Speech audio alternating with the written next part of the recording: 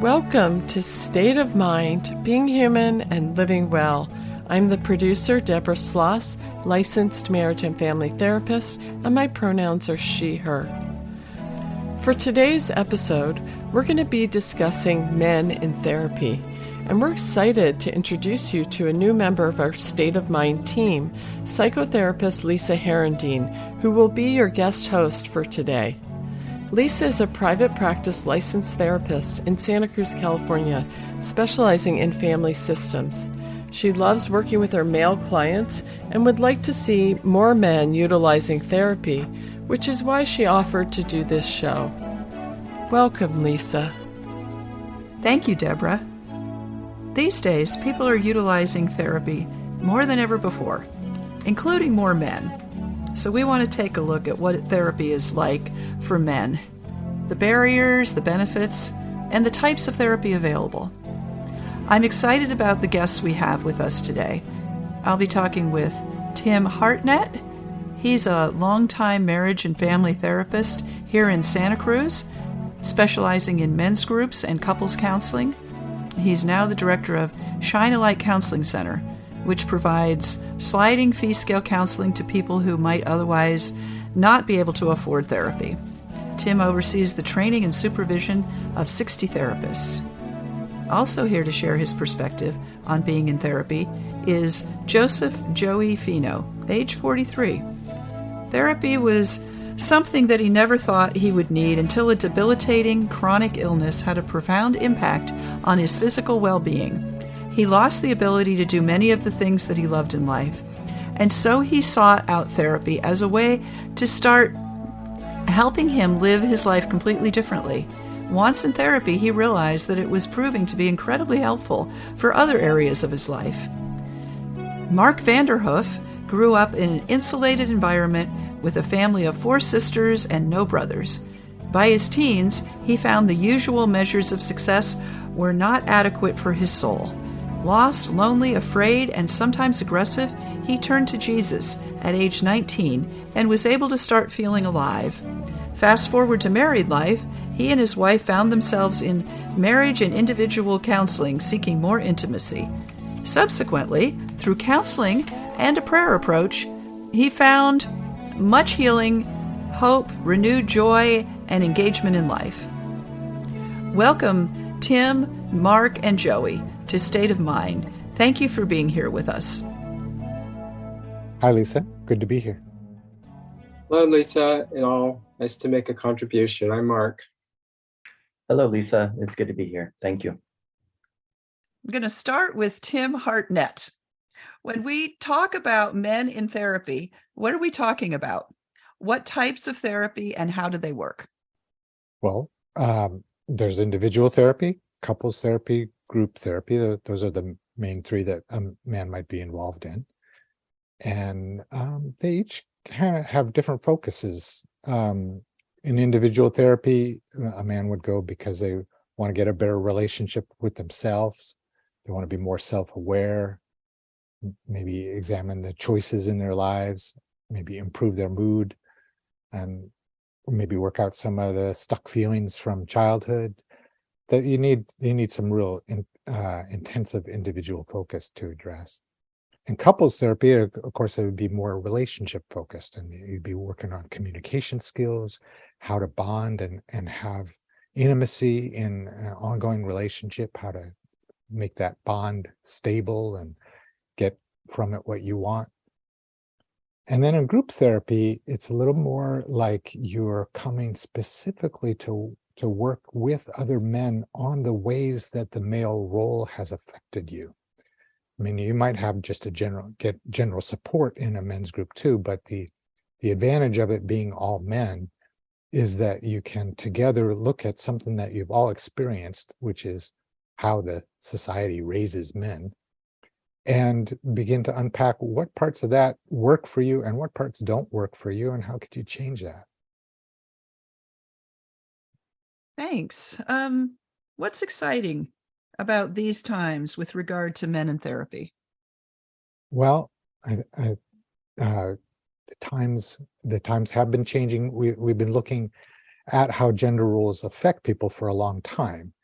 Now, I was raised in a feminist household, and so I've been thinking about gender for a long time.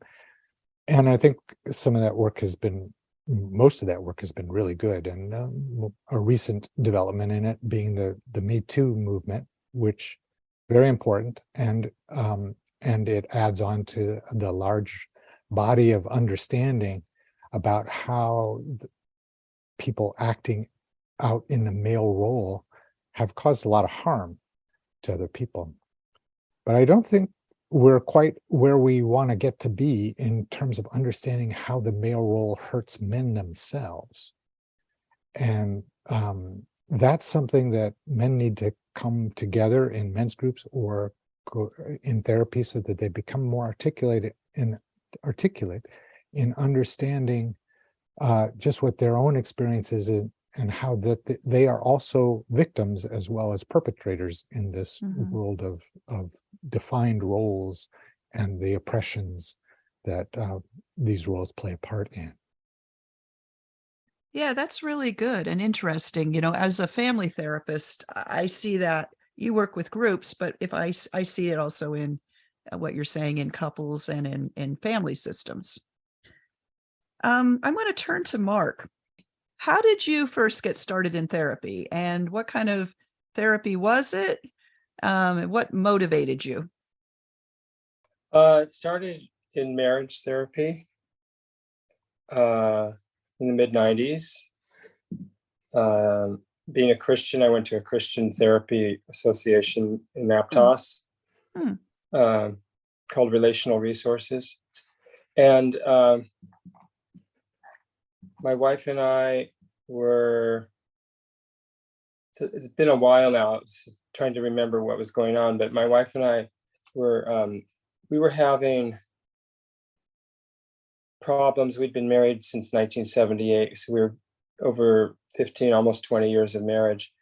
And we had children that were in elementary, middle school, and things started coming up for us that were triggering things that happened to us when we were those ages. Yeah. Especially with my oldest daughter. We have two daughters. So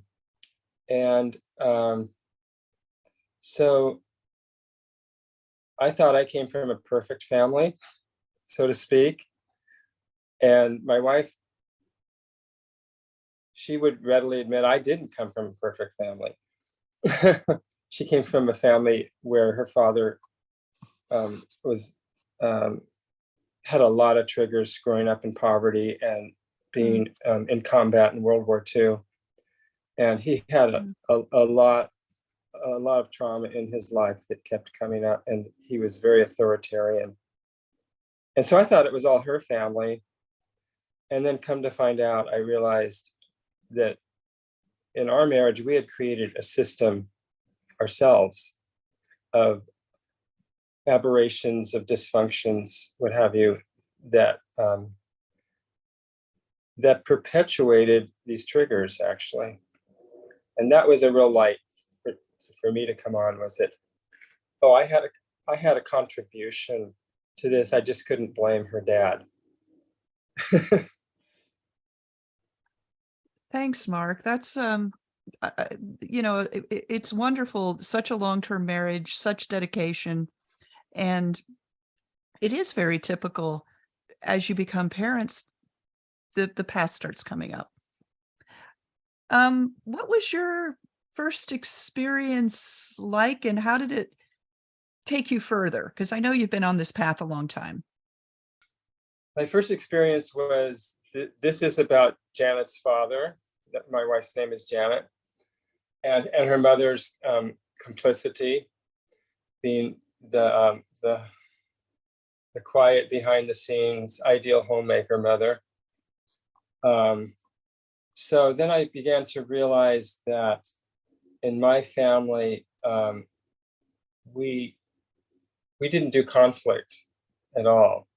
We didn't know how to do conflict in my family. We were the ideal family, and we never had conflict. So when our counselor said, "Oh, in your family, the walls were shaking, but you guys were just busy keeping the mirrors and the pictures straight so they wouldn't look out of place.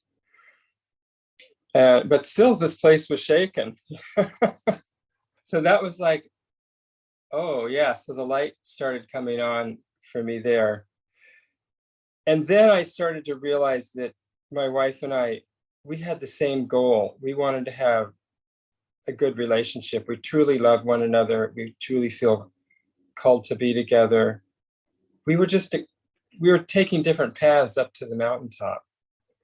And realizing that we had the same goal was actually a turning point in our therapy.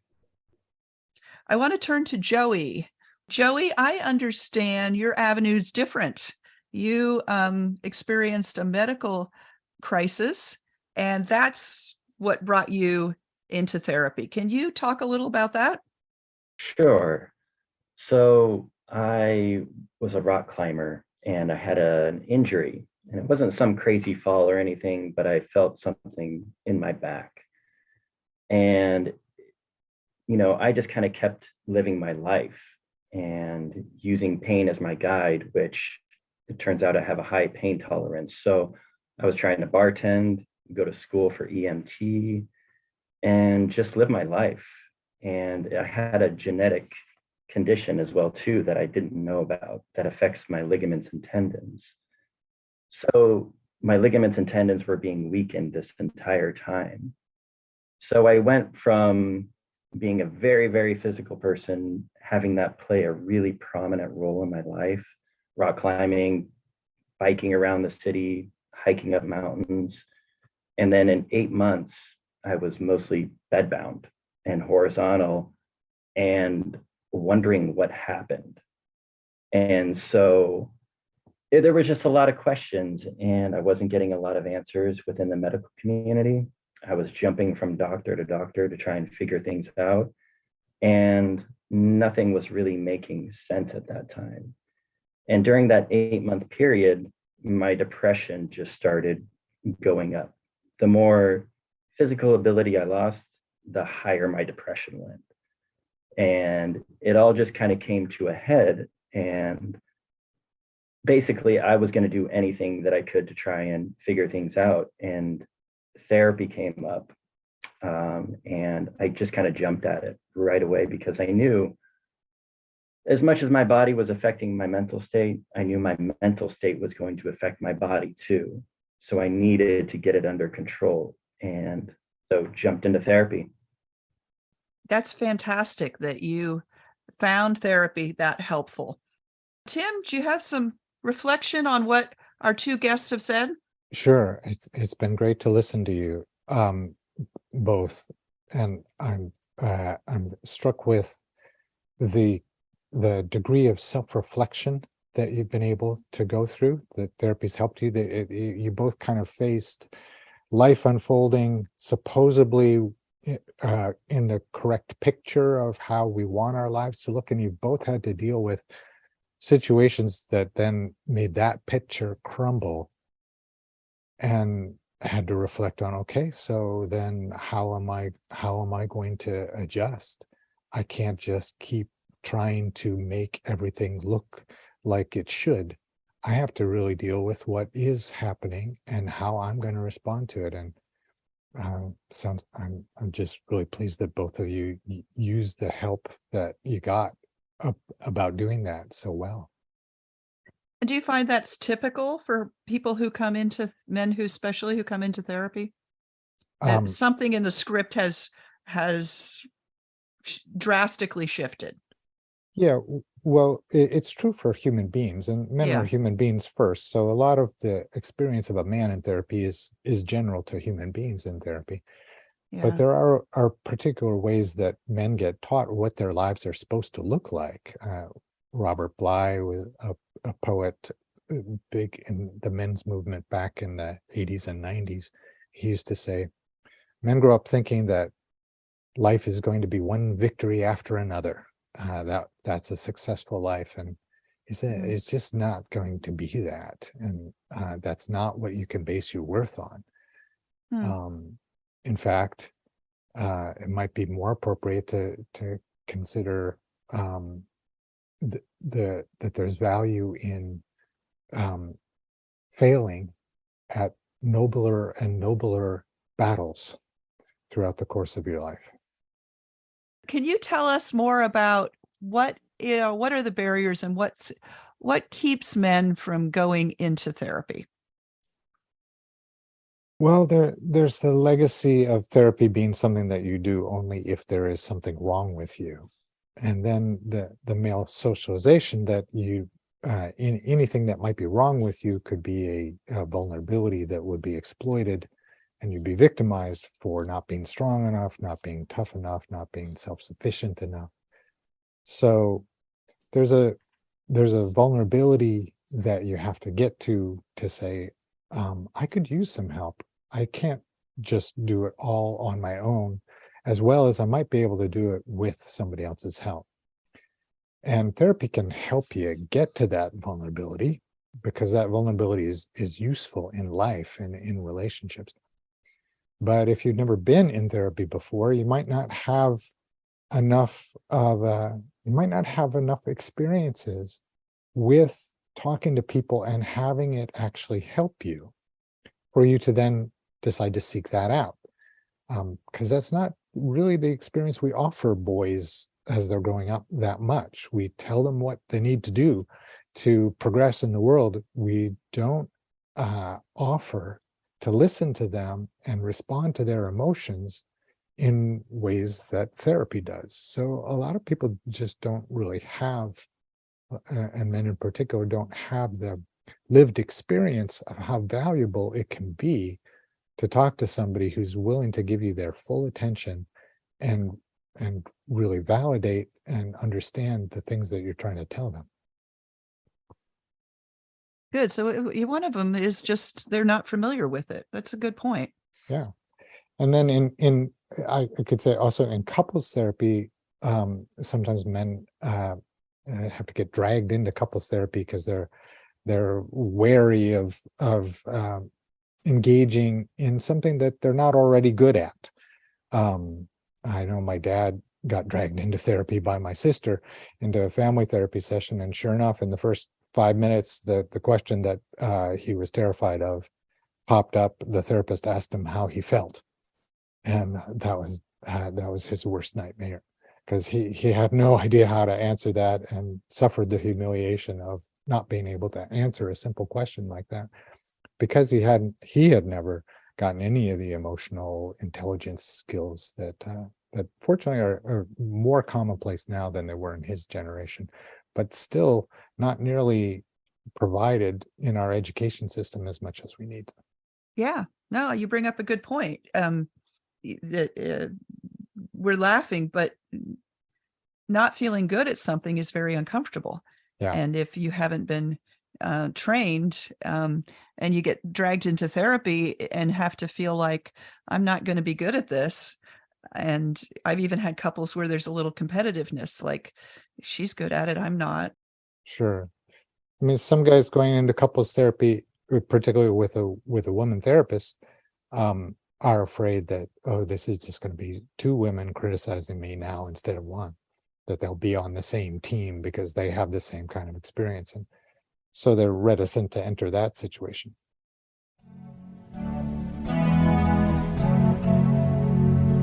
This is State of Mind, being human and living well. In case you're just joining us, I am your guest host, Lisa Herendeen, and we're taking a look at what therapy is like for men, the barriers, the benefits, and the types of therapy available. Joining me for this conversation is psychotherapist Tim Hartnett, who is the director of Shine a Light Counseling Center in Santa Cruz, California, and a specialist in men's groups. Also with us is Mark Vanderhoof and Joey Fino, who are sharing with us their personal experience of being in therapy. Back to our interview.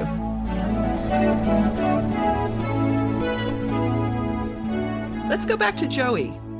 You resonating with any of the stuff that Tim is saying? And my question is, how has therapy helped you in your life in general? A lot of the things Tim is saying is resonating with me about getting into therapy, not really knowing what to even say.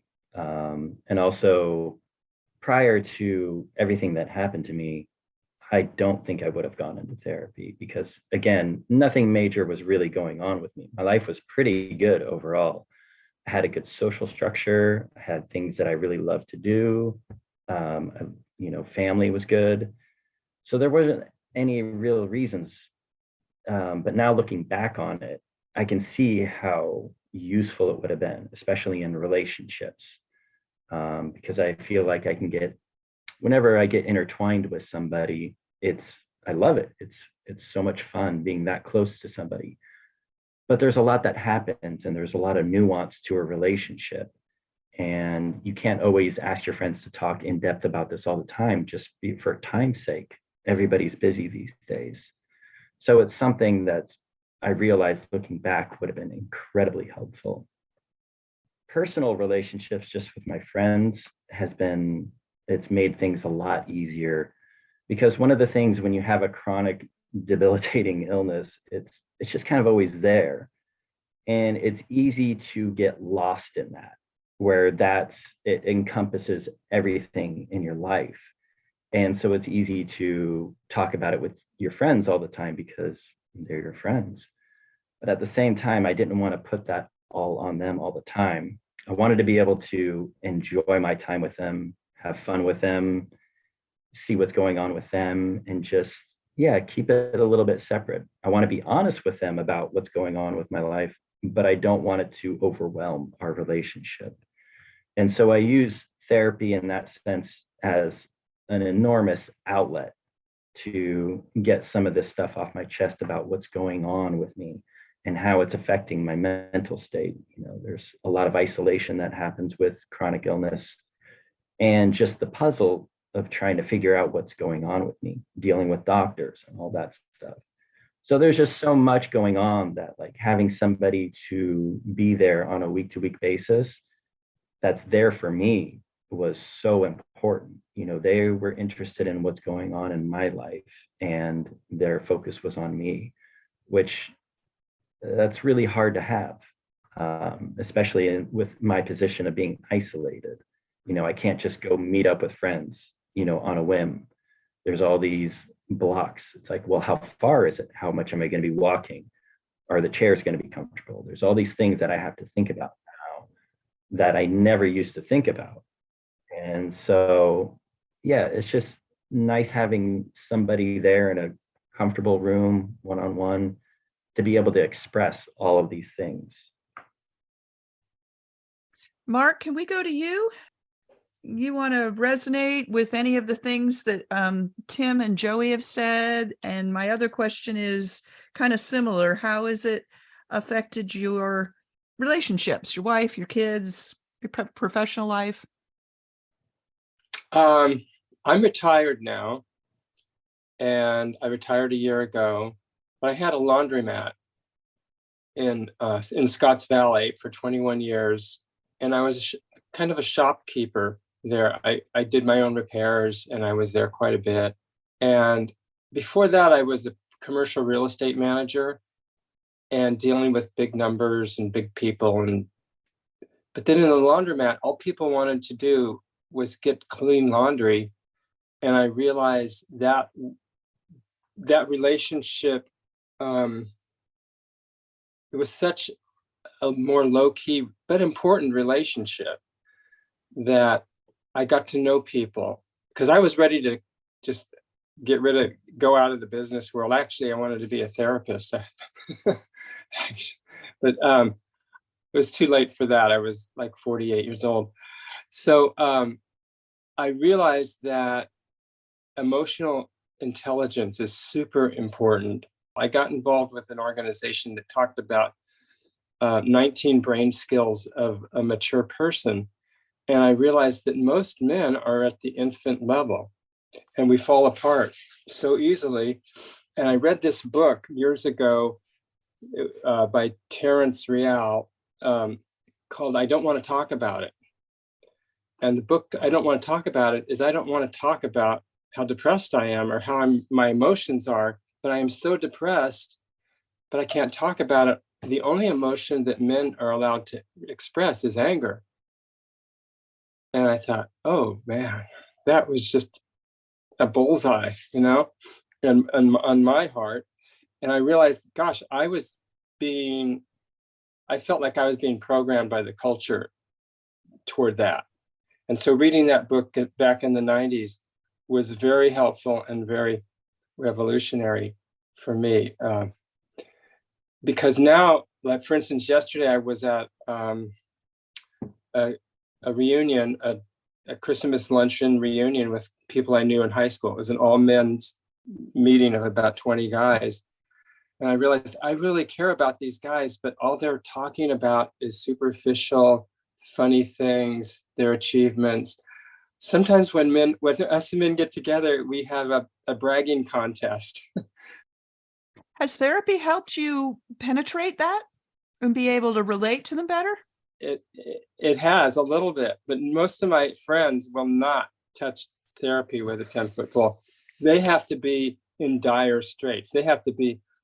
This is kind of my theory, is men have to be in a terrible situation before they will seek therapy. Just terrible. And women much more readily go into therapy. Like it's like 90 versus 10, Yeah, that does tend to be true.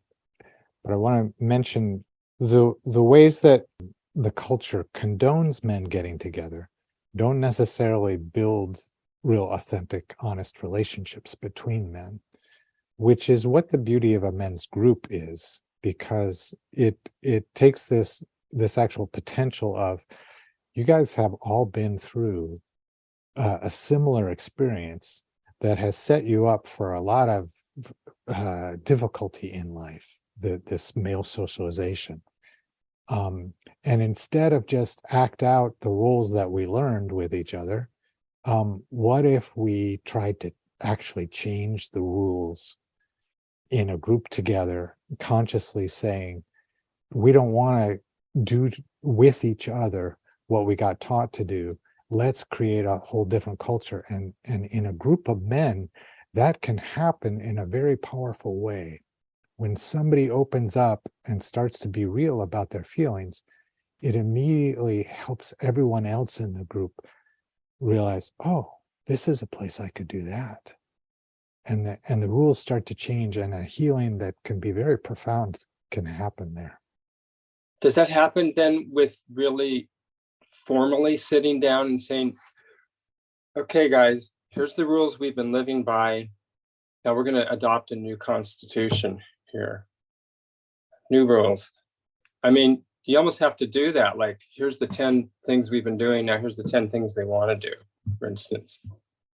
Certainly there's, it helps to reflect on, and somebody can raise some points about this that can make all these dynamics more conscious, so that together a group of men can decide to change. But it still does take courage to go ahead and step out and be the one who starts to be more real. And what I found is that usually there is somebody in every group who's willing to do that. And once somebody starts to do that, people just naturally see the value of that and start to go, I want to be able to do that too. Mm-hmm. That's something that I've seen in my friendships. I've known people that were like that, who they had this ease about them where they could open up about themselves, and it would allow other people to automatically open up, and it made things so much easier. So an example of that would be a good friend of mine. He really can open up to me, and he has this ease about him. And it's one of those things where I always thought that he did that with everybody because it felt so easy to him. And then just recently we were talking about that, how we can talk on a number of different levels and really dig in with each other. And he was like, oh, I only do this with you.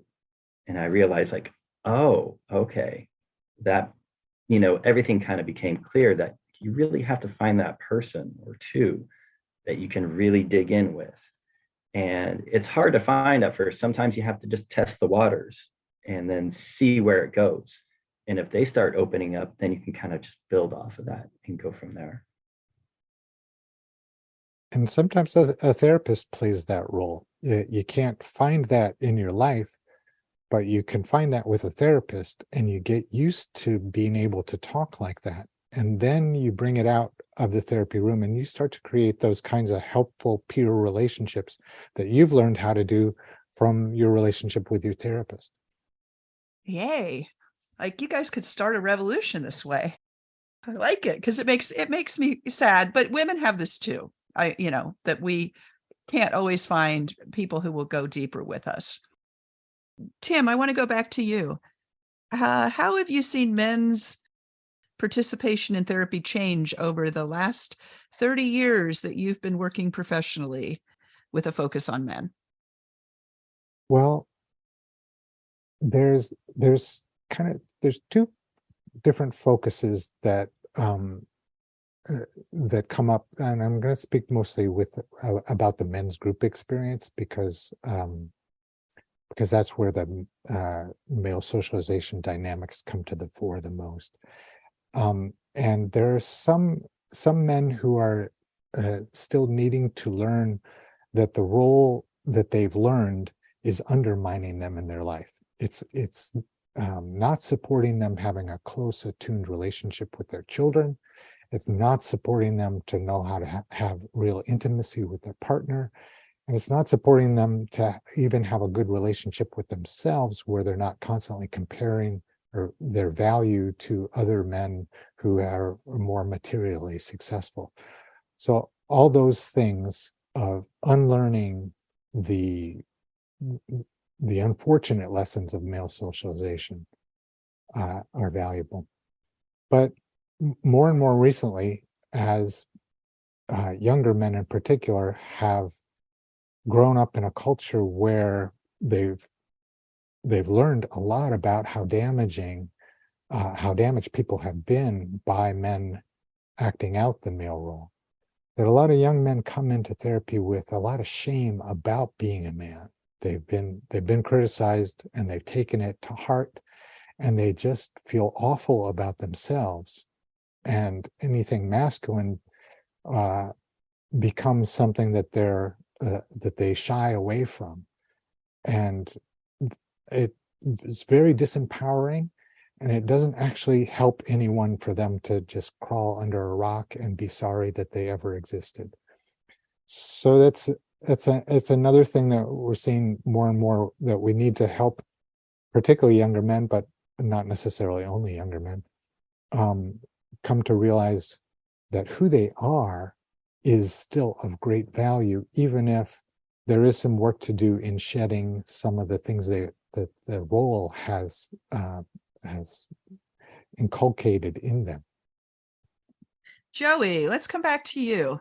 If you had a friend or a colleague you were concerned about, how would you approach them about getting help, either from therapy or otherwise? It would really depend on the person, but overall, I would try and talk to them one-on-one. So there's just more pressure when there's other people around. So having a one-on-one conversation, I think, would be really important. And I would give my own personal experiences, and especially if they were relatable to their situation, and be able to use my experiences so that they can see how the outcome might be, how their life might be improved by therapy. I would try and use all of those things.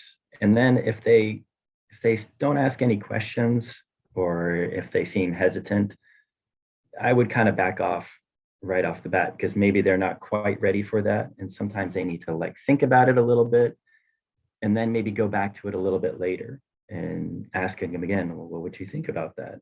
And if they express interest, then keep moving along about how to get therapy and other things like that. So, Tim, besides competition like sports, and besides individual, group, or couples therapy, can you think of any other ways men can develop these skills, connect, do the kinds of things we're talking about? Well, I think all social activities can be really beneficial for human beings, and men may shy away from some of them um, when, in fact, they could feel a lot happier and thrive in their lives more if they participated. Therapy is kind of an intense one, but there are other ways to connect to ACA groups, 12-step groups. That's adult children of alcoholics, if you fit in that category. There's peer-led men's groups. There's also just activities like singing and dancing, activities that to join, there's a social awkwardness that you have to get over. And if you're really stuck in a kind of stiff male role and awkward with social situations, you may shy away from them. If you can get over that hurdle and really start to value what it is to connect with other people, you start to realize that you can actually thrive and be a lot happier in life than you have been in isolation. So I'm going to do a follow-up question, Tim, because there's a, kind of idea, or it seems to be a fact, that men in their late 40s and 50s tend to have and report higher rates of loneliness. And why is this, and how could therapy or some of the things you just talked about help change that trend? Yeah, loneliness is big, and it's not so often identified as such, as I spoke about earlier. But to have the vulnerability to realize, I need other people, I need connection, and then to realize, and the way I've been raised has not encouraged me to focus on what I need to learn about how to connect with people to make that happen. So I could just grow old and isolated and unhappy, or I could take matters into my own hands and go, I want to develop this in myself. I want to learn how to respond to people in ways that make them really glad to be my friend, and how to disclose myself to people in ways that make them go, oh, wow, I'm really getting to know you.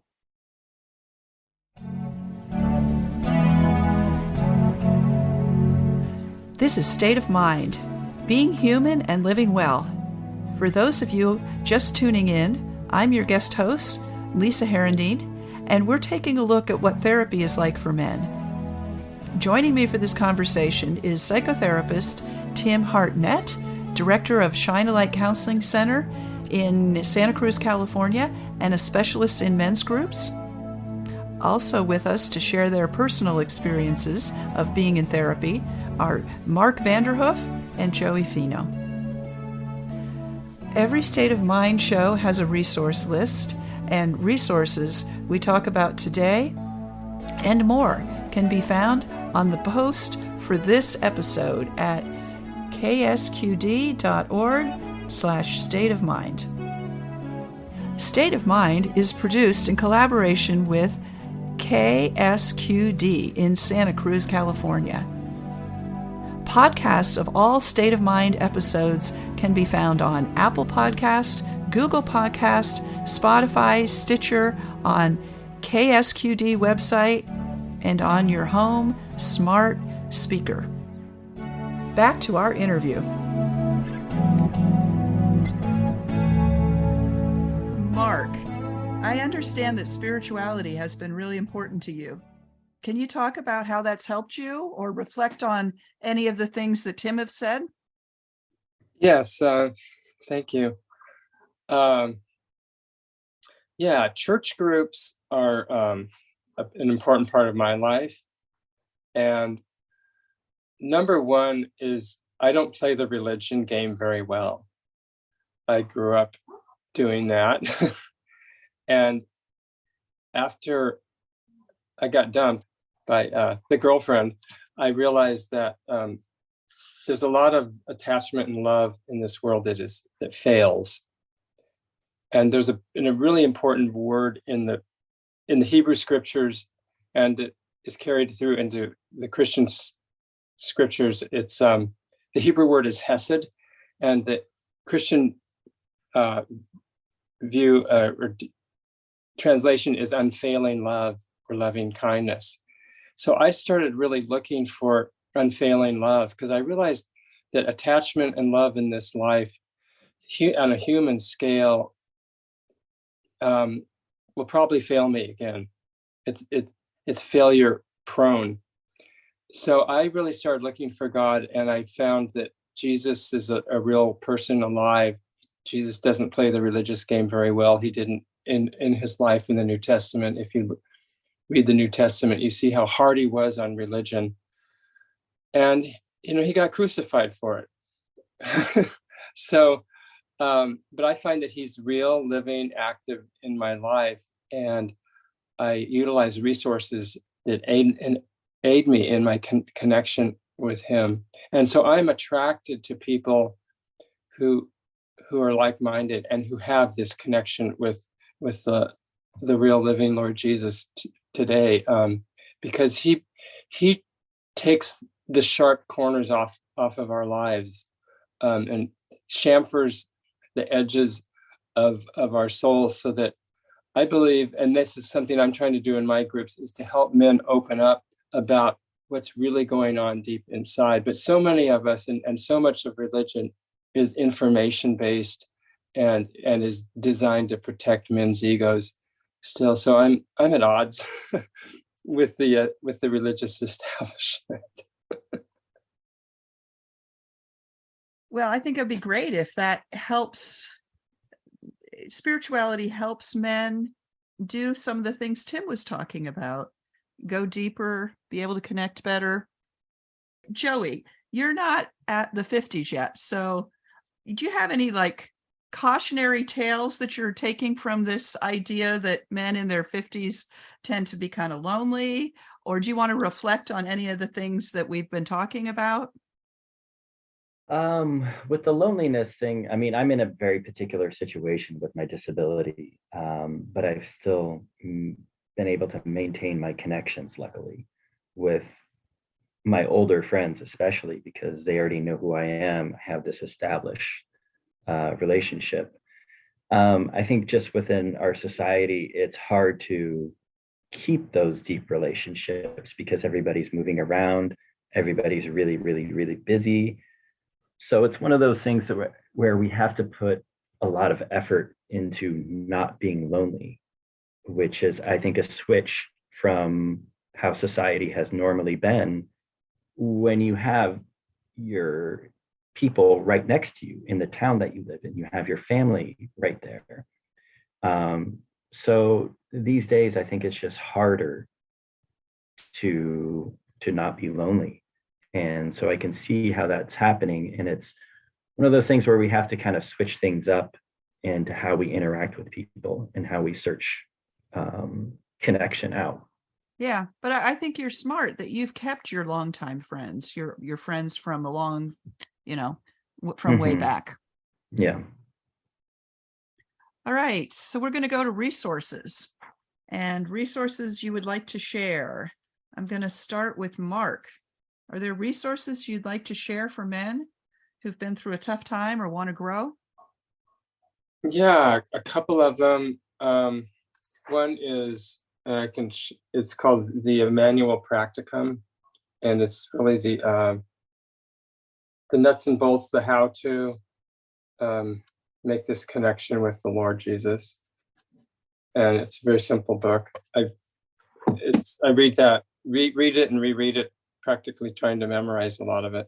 Another book that I am really reading and rereading a lot, it's entitled Altogether You, and it's about internal family systems vis-a-vis the Christian and really a wider spiritual view, that how we have these parts of ourselves lying within us. And you guys in the therapy world know about IFS. So it's an IFS book from a Christian point of view, where they're recognizing that you have a divine spark within you. that's there to help you. Joey, what are some resources you'd like to share for men? A great resource in San Francisco is CIIS, and that was where I first started therapy. They use a sliding scale, so if you don't have a lot of money, it's very, very helpful. And they have a lot of good therapists. Some are interns, but they, of course, see a supervisor, so they're well trained. And it's something that if you don't have insurance, it makes a huge difference. And the other things that are very accessible would be a sauna. I've realized that that's really helped me mentally as well as physically. I feel like I can get in a good meditative state, clears my mind, just gives me a good sense of well-being. And there's also another breathing technique called Wim Hof breathing, which I feel like that's been really helpful, along with a cold plunge. And so those two things, well, all of those things combined, I feel like they've been really essential to me. And for the most part, they're fairly accessible too. Yeah, and Wim Hof, he's very inspirational and he runs groups, right? Yes, he does. Yes. Cool. All right, Tim, are there resources you'd like to share? Well, I may be biased, but Shine a Light Counseling Center is an amazing resource. It's got affordable counseling. We've got a staff of 60 therapists actually, and I've hand selected all of them, so I know they're good. But there's a lot of variety in them too, and that's important because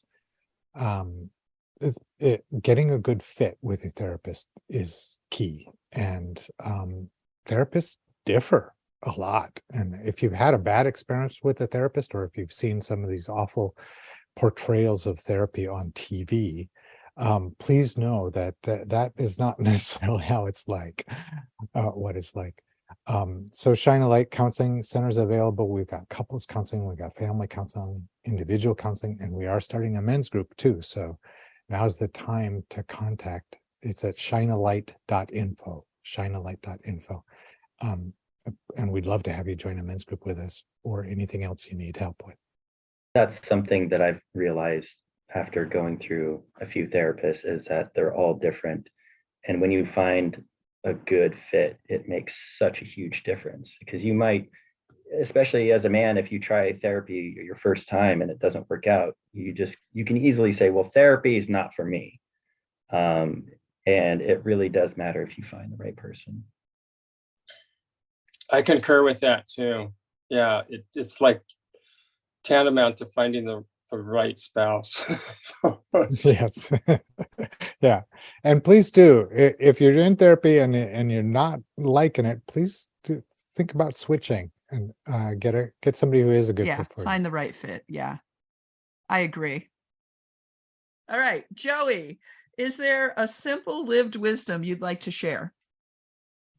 Yeah, one of the things that I've kind of realized is that men, especially me having an athletic background, is that we try and push through. And that's kind of how we deal with things, is just push through.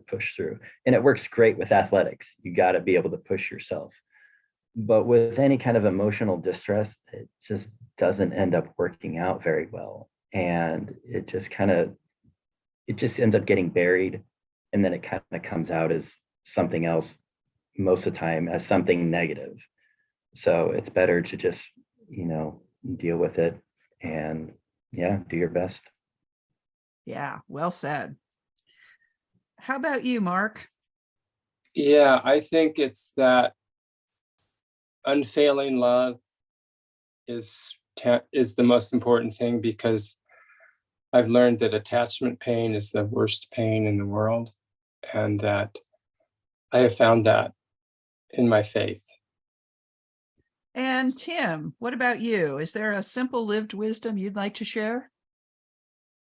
Well, I'm really grateful that in a men's group in my 20s, I realized that if I didn't take life by the horns myself, that I would probably end up being a father that was emotionally distant in the way that my father was. And in realizing that, I really consciously decided to be a hands-on caregiver and make my parenting the center of my life. And it's the best decision I ever made, because it's the most important thing I've done in my life, is raise my daughter. And if I hadn't had that awareness, I might have missed that.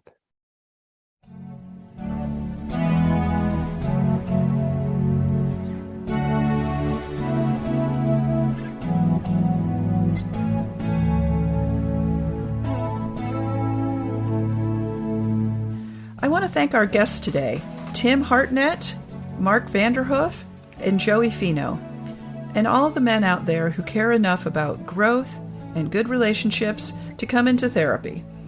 Because of your courage, you are changing the culture today and for generations to come.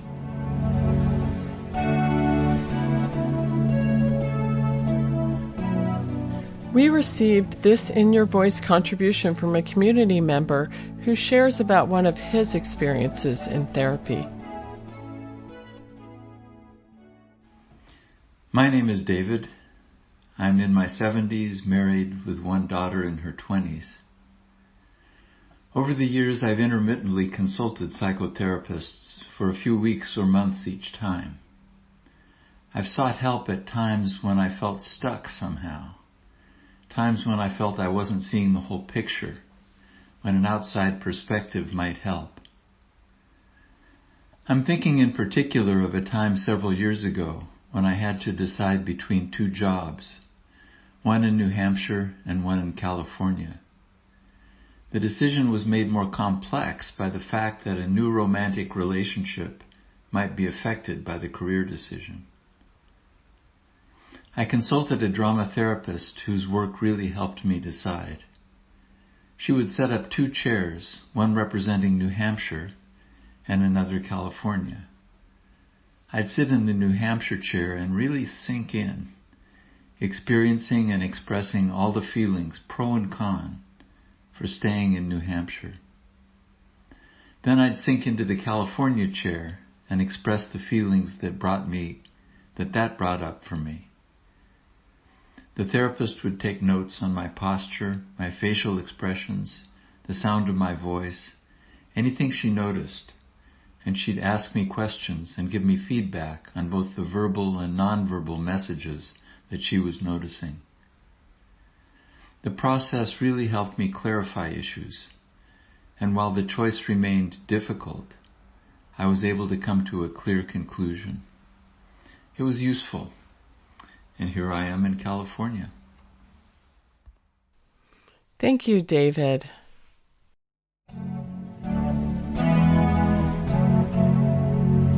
I want to say a huge thank you to our guest host today, Lisa Herendeen, and also to our other guests. And thanks to you for joining us here on State of Mind, Being Human and Living Well. New episodes exploring mental health and wellness are released the first Sunday of every month and can be found along with our complete archive on our website at stateofmindmedia.org. Also, if you found today's show interesting and you'd like to learn more or are looking for resources for yourself or a loved one, check out the resource list posted with this episode there too. You can listen or subscribe to State of Mind on Apple Podcasts, Google Podcasts, Stitcher, Spotify, or through your home smart speaker. When you rate and review our podcast, you're actually helping State of Mind get heard by more listeners. So please, would you do that for us? We also want to hear from listeners and community members. When you submit an In Your Voice recording, you become part of the conversation. These are short segments where listeners get to add their experience to the discussion. You can either call in and leave a message or record an audio file right on your phone. Either way, tell us about a mental health experience you've had, something that's contributed to your mental health recovery, or share a resource that's helped you. Submission details can be found at stateofmindmedia.org. Specifically, we want to hear from you about what mental health is looking like in our schools as we try to recover from the COVID pandemic.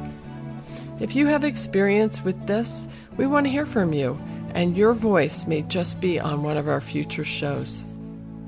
Special thanks to Jeannie Baldzikowski for audio production, to Leslie Nielsen for community outreach, and to Lisa Herendeen for research. And thanks to acoustic guitarist Adrian Legg for composing, performing, and donating the use of our theme music. State of Mind was developed and originally broadcast in association with KSQD-FM in Santa Cruz, California. Come on back and join us again next month for a whole new episode of State of Mind. Until then, live well.